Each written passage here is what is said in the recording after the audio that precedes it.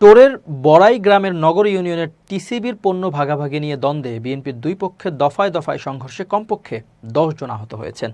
এ সময় ওয়ার্ড বিএনপির কার্যালয় ভাঙচুর করা হয়। শনিবার সন্ধ্যায় উপজেলার নগর ইউনিয়নের ধানাইদহ বাজারে এ ঘটনা ঘটে। আহতদের উদ্ধার করে স্থানীয় হাসপাতালে ভর্তি করা হয়েছে। জানা যায়, শনিবার বিকেলে নগর ইউনিয়ন পরিষদের টিসিবির পণ্য বিতরণের কার্যক্রম চলছিল। এ সময় ৮ নং ওয়ার্ড বিএনপির সাবেক সাধারণ সম্পাদক আসাদ সরকারের নেতৃত্বে তার অনুসারীরা টিসিবির অবিক্রিত পণ্যগুলো ভাগাভাগি করে নেন। বিষয়টি জানাজানি হলে ইউনিয়ন বিএনপির সাবেক সাংগঠনিক সম্পাদক মিল্টন হোসেন ও সাবেক ইউপি সদস্য আবুল হোসেন পরিষদে গিয়ে প্রতিবাদ জানান এবং অবিকৃত পণ্যের কিছু অংশ দাবি করেন। এ সময় উভয় পক্ষই বাকবিতণ্ডায় জড়ালে সংঘর্ষ শুরু হয়।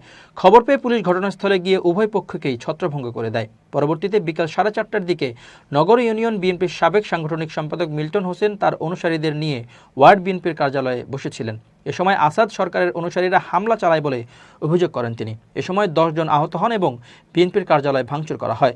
নগর ইউনিয়ন বিএনপির সাবেক সাংগঠনিক সম্পাদক মিল্টন হোসেন বলেন, টিসিবির অবিকৃত পণ্য ভাগ করে নেওয়ার প্রতিবাদ করায় আসাদ সরকারের অনুসারীরা হামলা ও ভাঙচুর করেছে। পুলিশ ঘটনাস্থলে এসে পরিস্থিতি শান্ত করার আগ মুহূর্তে পুনরায় তারা পুলিশের উপস্থিতিতে দেশীয় অস্ত্র দিয়ে হামলা চালায়।